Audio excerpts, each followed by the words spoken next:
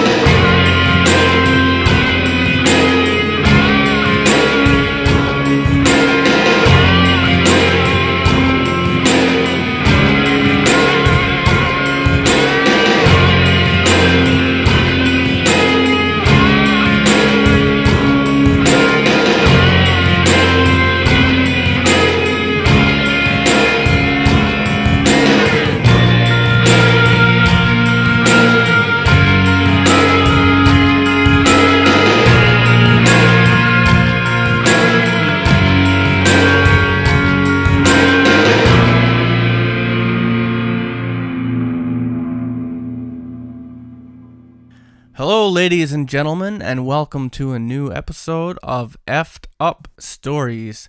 I am your host, Will Pender. And I am your co-host, Ryan Sharp. And tonight we will be discussing calls from the dead. Actually, we got a two-part series on this, and the reason why we're splitting it up is because it's focused on two different specific areas. You see, in the paranormal, calls from the dead or anomalous phone calls is kind of a broad subject, but I find that they generally fall into two categories. We have the calls from the dead, which is specific. It is what it sounds like.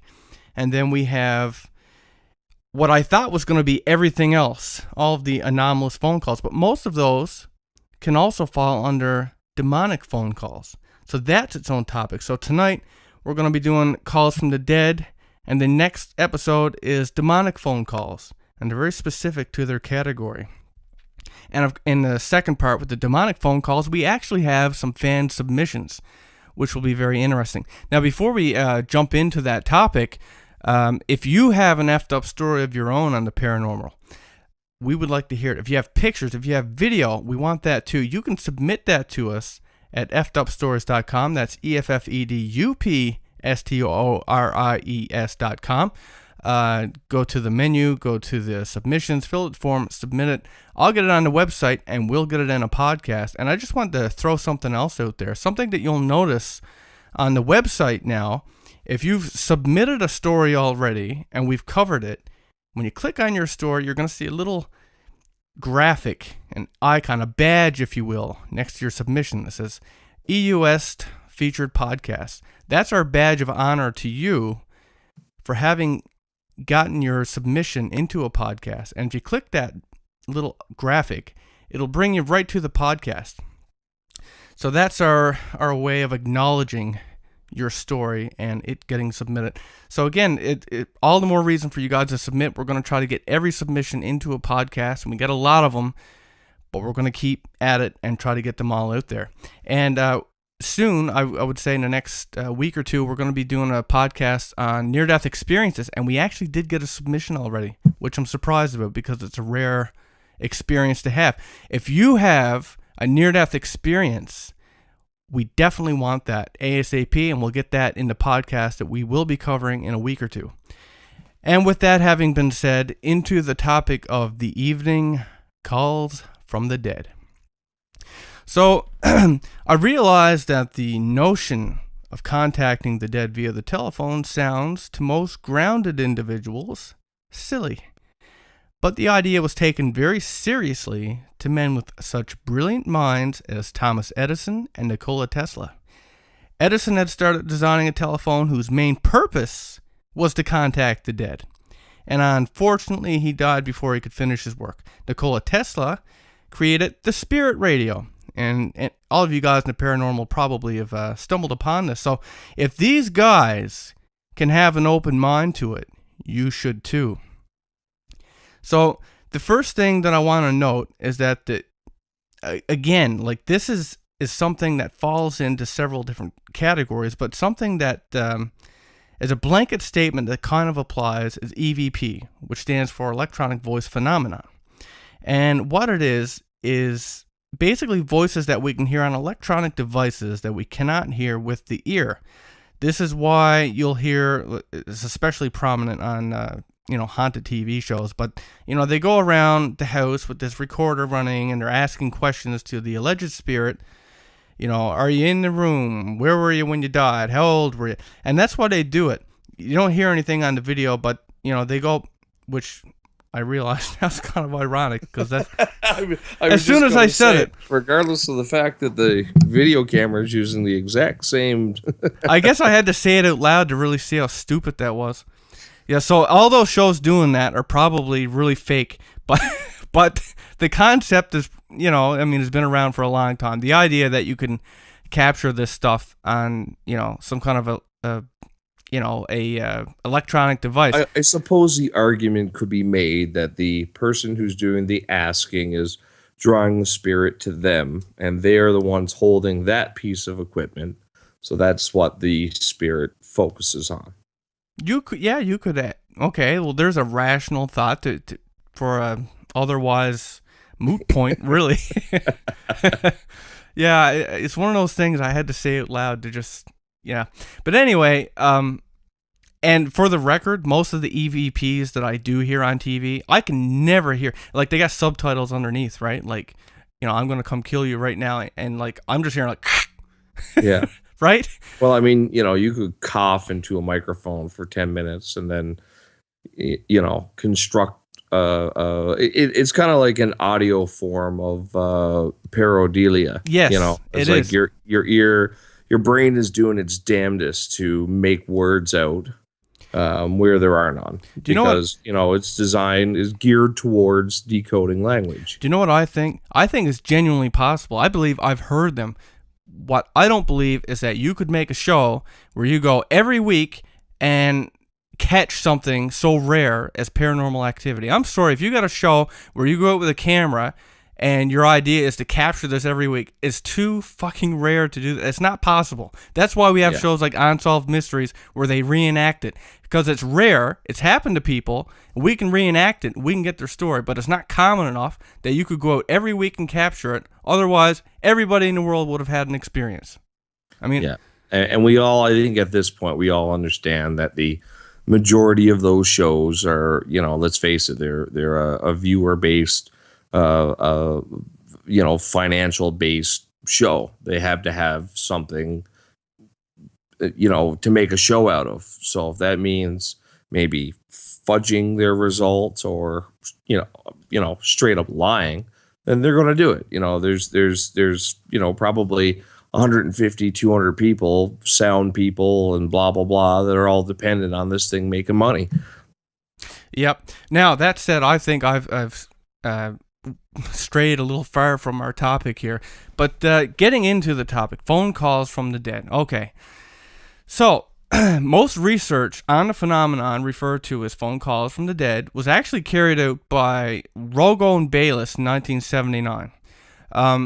And they released a very comprehensive book on the subject. Now, that being said, I actually found a more modern journal of research documented by a fellow named Callum E. Cooper. And I use his paper as a good reference point for most of the stuff that I got here. But anyway, phone calls from the dead, it can happen in a couple different ways. And this is what I like about this, is that, they broke this down into a very scientific way, okay? Like a very analyzed and analytical way. And that's all fine and good, but, one of the facts that stays the same is that the caller is dead and somehow is able to speak to a living person over the phone. So the person who receives the call does not always know that the person is dead. In fact, it's very common that the person who receives the call don't know they're dead. And this detail is usually something that comes up after the fact. So, like a person like Ryan might get a call from a family member or a family member that he hasn't spoken to in a long time. And he has a very matter-of-fact conversation, and he hangs up, doesn't really think anything about it. And then, maybe the next day he's speaking to a relative, or maybe it's even later that night, a couple hours go by, and the relative is saying, I'm sorry, some bad news, this such and such a person died. And then Ryan would say, well, I was just speaking to this person not 2 hours ago. And they would say, no, he died this morning or something like that. So the idea being that this person was definitely dead at the time that, Ryan would have spoken to this person. So, this is a type of phone call, and Rogo and Bayless, in their research, they describe this type of phone call to be the one that lasts the longest. And part of the reason why it lasts the longest is that, the person answering doesn't realize that the person's dead, to kind of throw a monkey wrench into this whole thing. So, as I mentioned, these kinds of calls can be a very mundane shoot the breeze type of call, but also with that, they also get the calls of goodbye, and that's the obvious. It's almost like the person dying wanted to get their last words out to a loved one, and it's like it's almost like they somehow record their message and pass it off to the recipient. After they're dead already, somehow it finds its way to the recipient, usually via the telephone. The other kind of call that they get is sometimes to warn them of something dangerous headed their way. Now, Rogo and Bayless broke these types of calls down from the dead into 5 different categories. Type 1 is referred to as simple calls, and these are the most common. And basically what it is, the dead caller only says a couple of words, and they don't really acknowledge or respond to anything said by the person they are calling. After they have said what they've had to say, the line will go dead, and strangely enough, without, usually you hear a click off on the phone, or you'll hear some indication of being hung up, but you don't even get that. It just goes dead. And type 2 is called prolonged calls. Now, it is exactly what it sounds like. These are longer, more drawn-out conversations. And in these types of calls, the receiver of the call does not know that the caller is dead, and will not find out until after the call is completed. So this could be, like I mentioned in the example with Ryan, this could be hours after the fact. He'll get another call, or something will happen where he realizes that this person was dead. And it is believed that the ignorance to the caller's death is what prolongs these calls, because, if you know the person is dead, they believe that the terror experienced in knowing that you're speaking to a dead person may be the reason why the call lasts so briefly. And that's a two-way street. It's not just because the recipient of the call is scared, but, often the caller feels bad that, they scared this person so badly. Type 3 is referred to as answer calls. And in these calls, someone calls the dead person, okay? That's what makes this weird. The person calls a dead person, but they don't know that they're dead, and they get an answer. And these calls usually also fall under prolonged calls. They go for a long time because, again, the caller doesn't realize that the recipient is dead. Type 4 is called apparent calls. And this is basically a mix of type 1 and type 2. For example, the recipient knows that the caller is dead, and the call is prolonged anyway. These people are like what I like to refer to as crazy people. Because if you're having a conversation with a person is dead, and you're not fazed by that, well, you're a crazy person. Like, I would probably do it, but I might be a little bit unbalanced. But anyway, moving on to type 5. These are called intention calls. And these are one of the stranger types of calls that you can get, but it goes like this. You have, or you may have intended to call someone about something particular on a given day, but you don't get around to doing it. You're preoccupied with work, family, chores. You just didn't want to do it, but somehow you get a call later that day from the very person you meant to call. And they're telling you, they're referencing a conversation that they had with you earlier. You start scratching your head. You don't know what the hell's going on. You assure them, no, we didn't talk earlier. We didn't speak. But they insist that you did, and they even recite your conversation on the very topic that you had meant to call but never did. Somehow you had this conversation, never happened, but everything you were going to say, they say that they talked to you on the phone and got this, you had this conversation. So basically something or someone with your voice calls this person and tells them exactly what you would want it to say, but, it never happened. It's something that you probably only had in the back of your head and never mentioned to anybody. So that's a really bizarre call. An example of this was actually given in the book. And what it is there's this guy, and he's lying around on his couch. It's like 4 p.m, and he's contemplating calling a psychologist he knew at the UCLA Neuropsychiatric Institute. He never ended up calling, but at 6 o'clock, he gets a call from that very same psychologist stating that he was answering a message that he had left with his research assistant. And the message had actually stated that he left his name, number, and asked the call to be returned. So, that's a really effed up phone call, right? Well, and I guess the big skepticism being the fact that the guy was leaving a message with his psychiatrist at some kind of neurological institute because maybe he's crazy. And, and that's always a possibility, right? Yeah. But that's going to be the biggest criticism of that particular example, I think. But, again, is it, our brain works on electricity. It's an electrochemical machine. And, we've all heard about the power of intention. And, we don't know, our thoughts do indeed become physical or electrical things in our actual physical 3D universe that we live in. Basically, can we send voicemail by intent? Right? And, the interesting thing about it is that this would be, if this was an isolated incident, or maybe it only happened a handful of times, that would be one thing. But these guys did some of the deepest research on the topic, and they analyzed thousands of phone calls. And this is back, I think it was 1979. So, this is back before we had like the cell phones and the apps and the internet that everybody was using, and all the extra things that we can blame this on today, right? This was back in a much simpler time to have this kind of thing happen. So again, like that it's just a really strange, bizarre type of phone call. So let's just jump into one of these calls from the dead. And this one I'm about to recite here is particularly strange. So there's this doctor. He's all grown up, okay?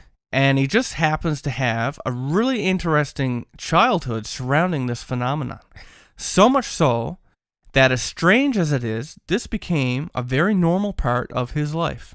Okay? So when this doctor was 11 years old, that's when this stuff started to happen. And it happened over the period of 3 years. Okay? So the doctor's mom, she had a very close friend who was unfortunately sick in the hospital. He's dying, okay? And when he finally did die, of course, the mom was heartbroken. Anyway, sometime after this had happened, the old guy's dead, okay? And the mother, out of the blue, gets this phone call. It's late at night, and she answers the phone, and, and this is coming from the perspective of the doctor, okay? He says his mom leaves the room, and she's gone for 10 minutes. And when she returns, it's obvious that she was crying. And she had this strange look on her face. So he asked her, who was on the phone? And she pauses. And then she says, it was him. She explained that it had been her friend, who from this point on I will refer to as Tom.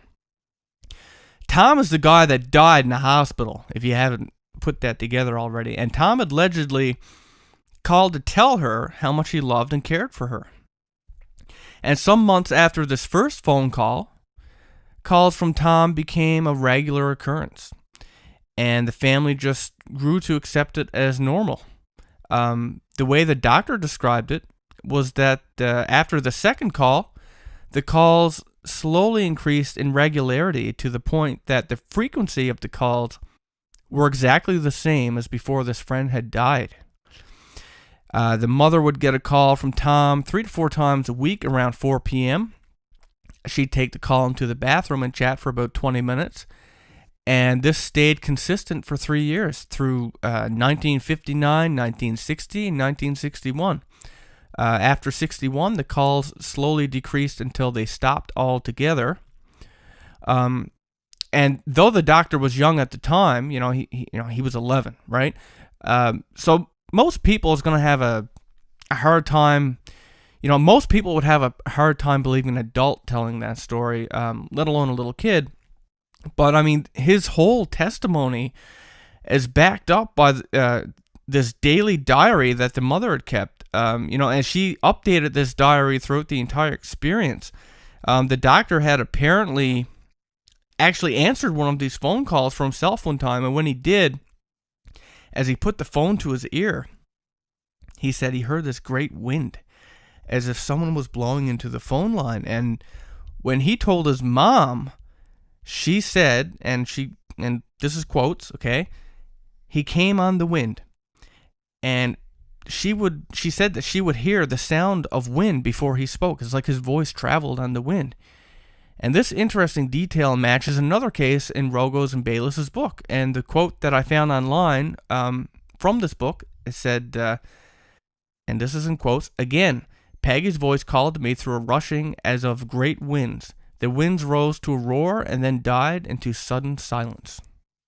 So I found that interesting. For one thing, the sound in real life actually travels through the air by a method known as propagation. I'm not going to go into that stuff because it's going to bore you to tears. But basically, sound needs air to travel. So I find it interesting that these calls would sound as if it was coming on a great violent wind. It also kind of reminds me of the Jinn, how people would say they'd hear the voices on the wind. So that's one case there of calls from the dead. And it was bizarre because it lasted for 3 years. Usually, a call... Yeah, usually is not a drawn out, even if you do get multiple calls, it's usually not over the span of several years. No, I mean, to get one call is rare. To get 2 calls is exceedingly rare. Let's be realistic. In the paranormal world, paranormal's niche, right? Phantom phone calls and calls from the dead is niche within the niche, right? It's extremely rare. Well, I got I have a strange one that I felt was rather compelling that involved many phone calls. Okay. That happened actually not that long ago. So this one comes from the United States. It happened in San Fernando Valley in September of 2008. There was a train crash that killed like 25 people. So among the victims, there was a man, 49-year-old fella named Charles Peck. So initially, the searchers couldn't find Charles's body. Now, after he was discovered, they don't get too detailed, but they say that he was definitely killed instantly, which I guess gives you some indication of the state of the body. However, it took them hours and hours to find this guy's body. But the strange thing, I guess, was that after the train crash, his cell phone made 35 phone calls to his loved ones in the 11 hours following the crash. So his family members say that they never ever heard the sound of his voice or anything other than static. Oh, Yet they clung on to the hope that he was still alive somewhere trapped in the wreckage. Now, the searchers actually used his cell phone signal to find him, right? I mean, here was somebody making 35 phone calls. Searchers are looking for him for 11 hours. So 12 hours after the crash, his body's found. Now, at this point, his phone had stopped calling for about an hour. Now, there's no indication whether the phone itself was found. However, it's rather strange that, they find a body that they describe as definitely being killed upon impact. And I mean, we can go ahead and assume that something like decapitation or something quite obvious that, this guy wasn't hanging in there to make 35 phone calls over 11 hours. So again, here we have multiple phone calls coming from somebody almost like he was reaching out to, and this was multiple family members, right? It wasn't just to his, because he left behind a fiance and two adult children. And, he called his kids, he called his fiance, 35 times. Well, and the phone records exist to prove that. Well, that is a super case actually, because it's like I said, this is a niche topic, and that one actually made it into some mainstream articles. I had read it in several different places, and little bits of details were in one and not the other, and vice versa. But as you said, yes, it was 35 calls that he had made, and it was to all different relatives in his family, like his fiance, his stepmother, his brother, his kids, and they assumed at the time that it was him phoning for help, right? Like that he was in this wreckage. They knew the train had crashed, and they would pick up the phone and they'd say, "We love you. Hang in there. They're coming to get you." Or the fiance would answer and say, "We're gonna get you out. It's gonna be okay." And these calls, lasted up till 3:28 a.m. And, it was an hour after that the family was actually called to the coroner's office and was told that Charles Peck, he died on impact. And it was, as you said, it was very obvious. They didn't specifically say in any article exactly what it was, but, I guess because it's graphic, right? Well, yeah. And the other mysterious part, as you also touched on, was that, they use his phone signal to find him, but they couldn't find his phone, right? The very thing that they used to, find him. So that was bizarre. I mean, that was a really bizarre case, and that's one of the more known ones. Again, like it's a niche subject in a niche subject, very rare. But that story was big enough to get into some mainstream articles. So, I mean, that's probably one of the more in-depth stories we're going to find, because, as I said, it's hard to find really detailed stories here. I did find another case, though. It's a very, very small blurb, but, again, this is from that same book I referenced earlier. But this was it comes from a woman named Catherine, and she just happened to be an EVP researcher, and she started getting voicemail from her dead mother and her husband's dead father. And the message was as follows: "Catherine, I'll always be there. I love you. I'll be there for you. I love you. It's your mom. Stay happy. Colin, I will always be there for you. Always. Speak to me. Stephen and Kathy. Be happy." And from my understanding was that both of these people were in that same phone call, right? Two people who, they were related by, marriage or their kids' marriage or whatever, but, they weren't blood related, and they, who knows how close they were. I just find it bizarre that they both came in on the same phone call. And, in this case, Catherine's mother had been dead for 24 years when she got these voicemails. So, there's no mixing up time here, right? Yeah. And so, I mean, again, like this is just a really bizarre case of phone calls from the dead. And if you go and look this up, you will get many, many stories. I mean, they're all very similar, right? I mean, somebody gets a call from a relative and they're dead, or they don't know they're dead, and then they find out they're dead. Calls from the grave. I mean, it's a phrase. You type in calls from the dead. I mean, that's one of the main phrases that you'll use to find this stuff. And there's tons out there from everybody, normal, everyday people. Lots of people have these experiences, but most of these stories are very, very similar. If you heard one, you heard 99% of them. I think. So, when it comes to this stuff, of course, some people are going to be more skeptical than others, but I think it's important to, point out some of what we think we know about spirits and ghosts and the dead and stuff.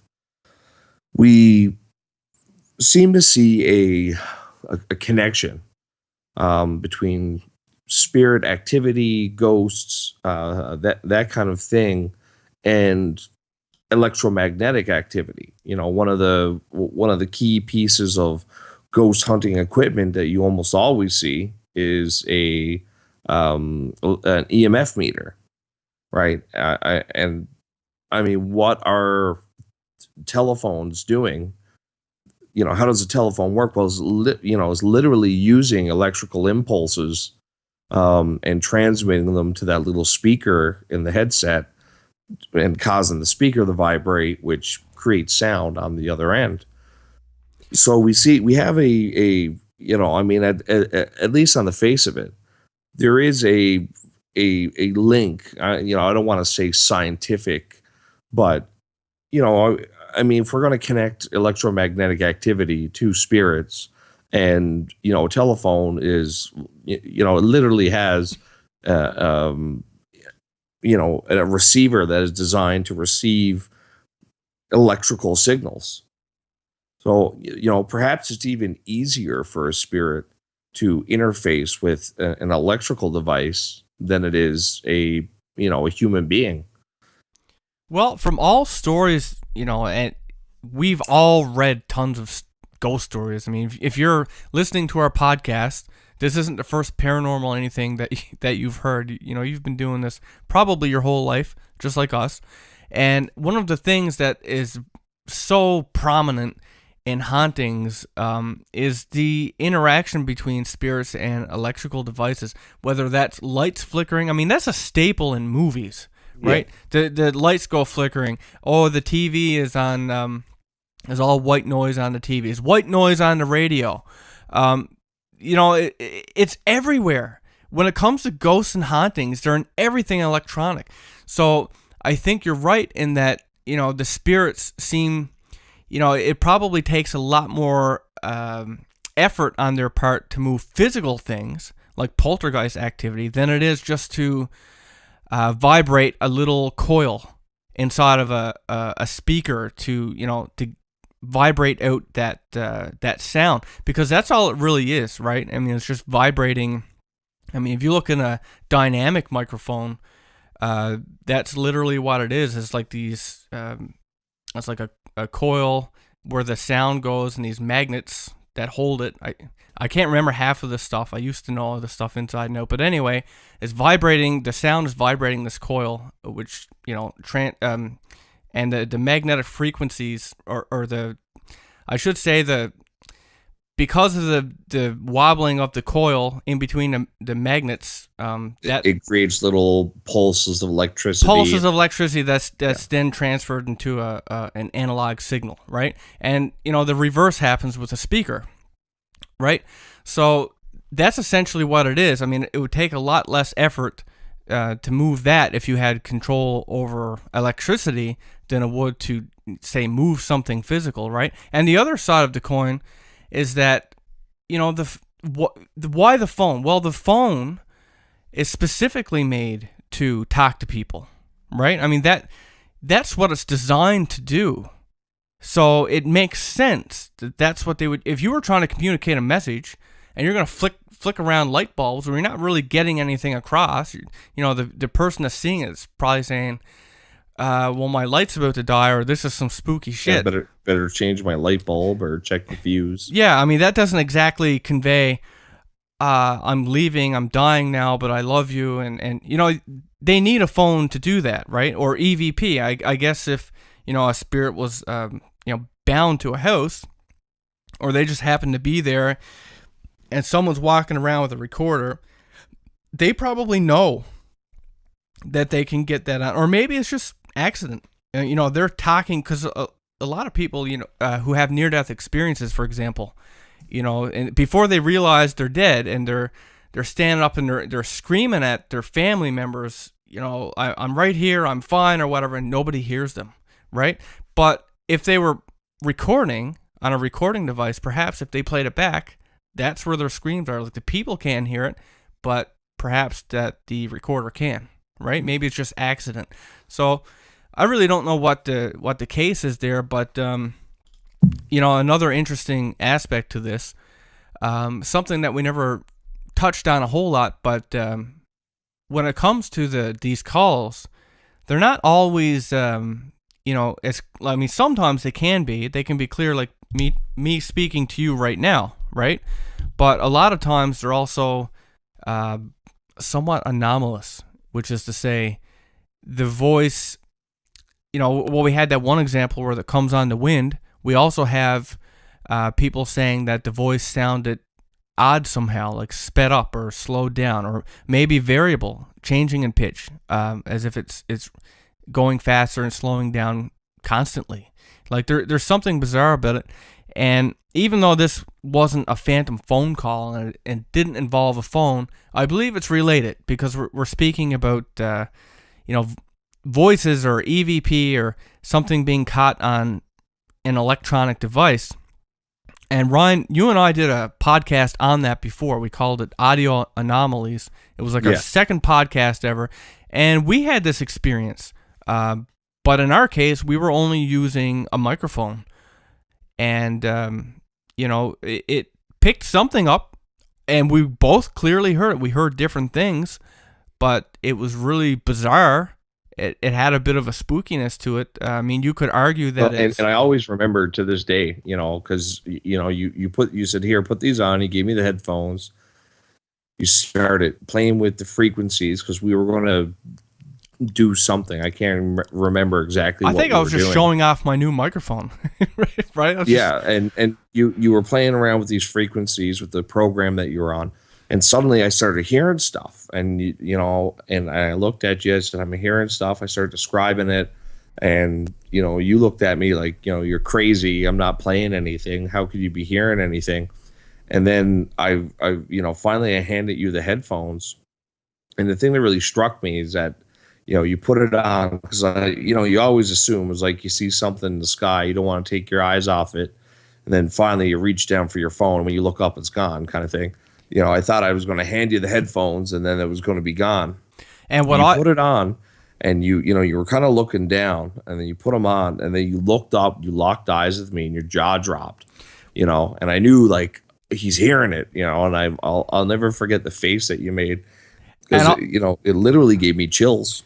And it's funny, like, when I describe it, it sounds kind of silly, but it felt kind of creepy when I heard it. But to me, it sounded like a laughing almost, it started in a higher pitch and went to a lower pitch in this bizarre pitch shifting way. And it honestly, it reminds me of the fairies when I think about it now, just the way that it laughed. It was like this mischievous kind of a laugh, but there was something off about it, right? I don't know if it was just the sound of what I perceived to be pitch shifting, or something else. And I mean, you could argue that crosstalk, you picked up stuff, but I mean, I was using shielded cables. Yeah, well, professional gear. I wasn't even on some cheap ass computer mic or something like that. I had an expensive microphone, I had expensive music gear, all shielded.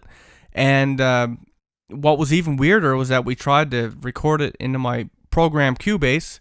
Oh, that's right. Yeah, you hit the record button, and it nothing. Just recorded blankness, and which is even stranger, because anybody who's ever hit record and just sat in a totally quiet room knows that, I mean, a quiet room has a sound, especially with a condenser microphone, which is what we were using, and it was boosted to hell and back. If nothing else, you would have heard noise from my middle grade sound card at the time, right? Just from being boosted so high. And so, I mean, we should have got back like, just noise from the room. Nothing. Dead file. And, at first you'd think user error, something wasn't set up, the inputs weren't set or whatever, but it was. And we tried to record right after, and it did work. Nothing changed. Just whatever. It just happened like that. And so I have no explanation for that, but that's that's our example. And when it comes to phone calls, I'll be honest with you. Growing up, I in junior high and in particular, I mean, I've always been, but in junior high in particular, I was a class clown to a degree, right? I was a bit of an ass, and because of that, a lot of people knew me, and a lot of people, like, I would get calls all the time from people I didn't know. Usually, I think usually it was girls who would be giggling in the background, and they wouldn't talk or whatever. So I was kind of used to that, but I also got some calls that were anonymous and threatening from guys. I guess maybe because of just maybe it was their girl. I don't know, their girls calling. I really don't know what it is, but I got to the point where I associated the phone with it gave me a bad feeling because the anonymous trait to it, right, is that it had a threatening thing to it, this anonymous trait to a phone call. And I was getting so many of these things, and even today, I kind of carry that with me, like at work, right, in the past like month or two. Now, granted, in my case, I really think that the phones are just really messed up, but I get a lot of these calls where there's nobody there, right? And I mean, you could have the phone up for like half a minute before you hang up. Nothing there. And it's just bizarre to get so many in a row so commonly, so often.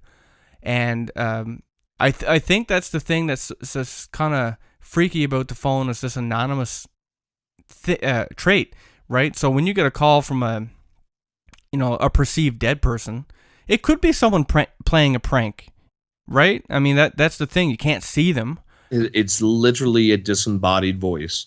It literally is. So I mean, it's hard to say what it is. I mean, a lot of times it probably is tricks or people playing. I know that there's lots of technical problems can happen with phones, but what makes it real, I guess the nugget of truth and all the possible fallacies is that it's the cases where you get people who know things that they shouldn't. It's the times where you recognize the voice as a loved one. Like, I'm not going to mistake your voice for someone else. Like, I know your voice, right? Like, I know what you sound like. And that's true for these people too. So, while there are certainly cases, I have no doubt, that are not accurate, that are probably cross-talk, that are probably...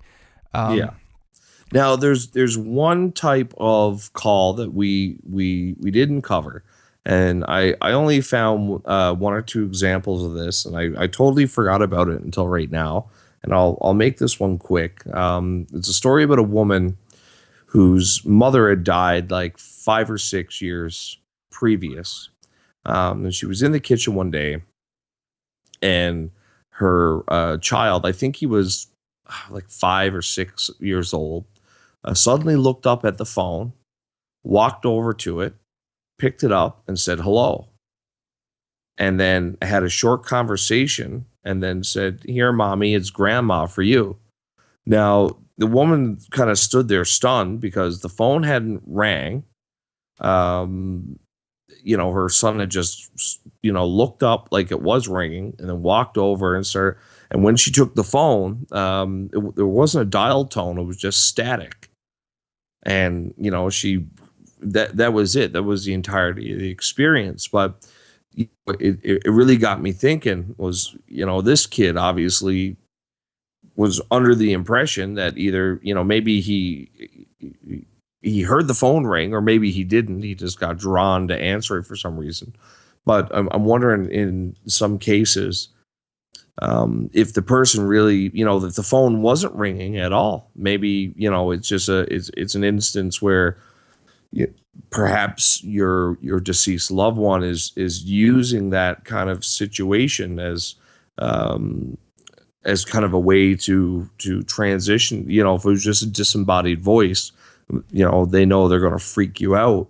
So they, through some sort of spirit magic, make you hear a telephone ring, you pick it up, and, they kind of send their voice through it. And there was one or two of these stories, and it just got me, kind of thinking that maybe sometimes the phenomenon isn't even connected to the phone, that it may in fact be in the person's head to a degree. Well, that's an interesting point. It actually makes me think of, divination, right? Someone who takes out tarot cards. They're not literal when you're looking at the cards. They're just a way to help you, I guess, explain or see things in a different perspective.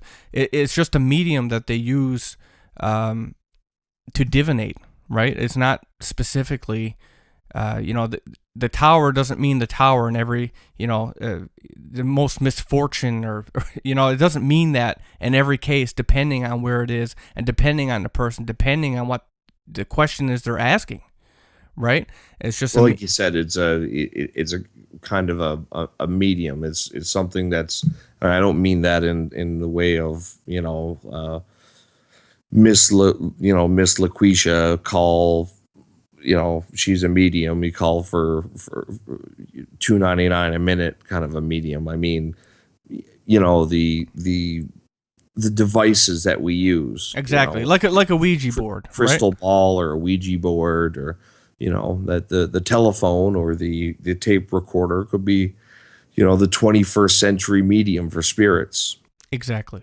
So with that having been said, that's a good example of the calls from the dead that we wanted to cover. But what we want to cover in a separate episode is demonic phone calls, and of course we got some fan submissions with this one. This one, I got a story. It's pretty fucking spooky, I gotta say. And we're gonna cover that in a separate one, because like I said, it's pretty separate from this, even though it falls under the same umbrella. So with that said, I do hope that you enjoyed this episode. If you have an effed up story of your own, or pictures or video, we ask that you submit that to us at our official site, effedupstories.com. That's EFFEDUPSTORIES.com. Damn it. We'll get it on the website, and we'll get it into a podcast. We're picking these things at random. We're going to try and cover everybody's, and we will be doing one on near-death experiences very soon. We got one submission. I realize it's rare, but if you have one, get it into us, and we'll get it into the podcast and online. So with that said, thanks for listening, and I hope you tune in to the next episode of Demonic Phone Calls. A little graphic. It'll bring you right to the podcast. So that's our way of acknowledging your story and it getting submitted. So again, it all the more reason for you guys to submit. We're going to try to get every submission into a podcast, and we get a lot of them, but we're going to keep at it and try to get them all out there. And soon, I would say in the next week or two, we're going to be doing a podcast on near-death experiences, and we actually did get a submission already, which I'm surprised about because it's a rare experience to have. If you have a near-death experience, we definitely want that ASAP, and we'll get that in the podcast that we will be covering in a week or two. And with that having been said, into the topic of the evening, calls from the dead. So I realized that the notion of contacting the dead via the telephone sounds, to most grounded individuals, silly. But the idea was taken very seriously to men with such brilliant minds as Thomas Edison and Nikola Tesla. Edison had started designing a telephone whose main purpose was to contact the dead. and unfortunately he died before he could finish his work. Nikola Tesla created the spirit radio, and all of you guys in the paranormal probably have stumbled upon this. So if these guys can have an open mind to it, you should too. So the first thing that I want to note is that again, like this is something that falls into several different categories, but something that is a blanket statement that kind of applies is EVP, which stands for Electronic Voice Phenomenon. Actually, we got a 2-part series on this, and the reason why we're splitting it up is because it's focused on 2 different specific areas. You see, in the paranormal, calls from the dead or anomalous phone calls is kind of a broad subject. But I find that they generally fall into 2 categories. We have the calls from the dead, which is specific. It is what it sounds like. And then we have what I thought was going to be everything else, all of the anomalous phone calls. But most of those can also fall under demonic phone calls. So that's its own topic. So tonight we're going to be doing calls from the dead. And the next episode is demonic phone calls. And they're very specific to their category. And in the second part with the demonic phone calls, we actually have some fan submissions, which will be very interesting. Now, before we jump into that topic, if you have an effed up story of your own on the paranormal, we would like to hear it. If you have pictures, if you have video, we want that too. You can submit that to us at effedupstories.com. That's EFFEDUPSTORIES.com. Go to the menu, go to the submissions, fill out the form, submit it. I'll get it on the website and we'll get it in a podcast. And I just wanted to throw something else out there, something that you'll notice on the website now. If you've submitted a story already and we've covered it, when you click on your story, you're going to see a little graphic, an icon, a badge, if you will, next to your submission that says EUS Featured Podcast. That's our badge of honor to you for having gotten your submission into a podcast. And if you click that, and what it is basically voices that we can hear on electronic devices that we cannot hear with the ear. This is why you'll hear, it's especially prominent on haunted TV shows, but they go around the house with this recorder running and they're asking questions to the alleged spirit. Are you in the room? Where were you when you died? How old were you? And that's why they do it. You don't hear anything on the video, but they go, which I realized that's kind of ironic because that's as soon as I said it, regardless of the fact that the video camera is using the exact same. I guess I had to say it out loud to really see how stupid that was. Yeah, so all those shows doing that are probably really fake, but the concept is, has been around for a long time. The idea that you can capture this stuff on, some kind of a electronic device. I suppose the argument could be made that the person who's doing the asking is drawing the spirit to them, and they're the ones holding that piece of equipment. So that's what the spirit focuses on. You could. Okay, well, there's a rational thought for a otherwise moot point, really. Yeah, it's one of those things I had to say out loud to just. Yeah, but anyway, and for the record, most of the EVPs that I do hear on TV, I can never hear, like, they got subtitles underneath, right? Like, I'm going to come kill you right now, and, like, I'm just hearing, like, yeah. Right? Well, I mean, you could cough into a microphone for 10 minutes and then, construct, it's kind of like moths to a flame, you've thrown caution to the wind for a glimpse into our world. Well, now you're in it. Welcome to Effed Up Stories.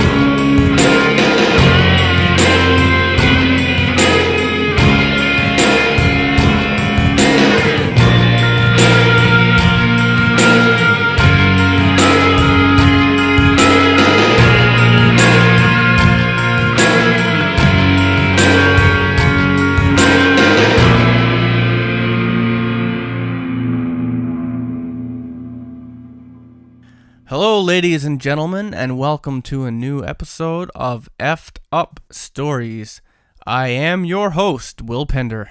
And I am your co-host, Ryan Sharp. And tonight we will be discussing calls from the dead. Like an audio form of pareidolia. Yes, it's it like is. your brain is doing its damnedest to make words out where there are none. Do you know what? Because its design is geared towards decoding language. Do you know what I think? I think it's genuinely possible. I believe I've heard them.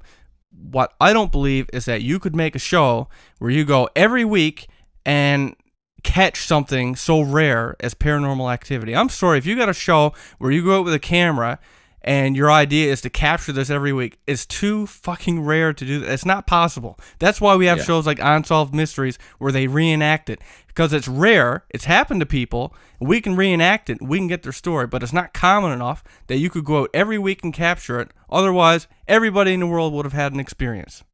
I mean... Yeah, and we all, I think at this point, we all understand that the majority of those shows are, let's face it, they're a viewer-based,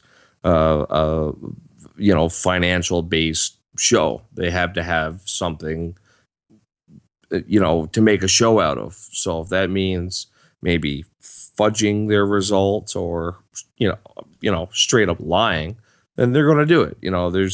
There's probably 150, 200 people, sound people and blah, blah, blah, that are all dependent on this thing making money. Yep. Now, that said, I think I've strayed a little far from our topic here. But getting into the topic, phone calls from the dead. Okay. So, most research on the phenomenon referred to as phone calls from the dead was actually carried out by Rogo and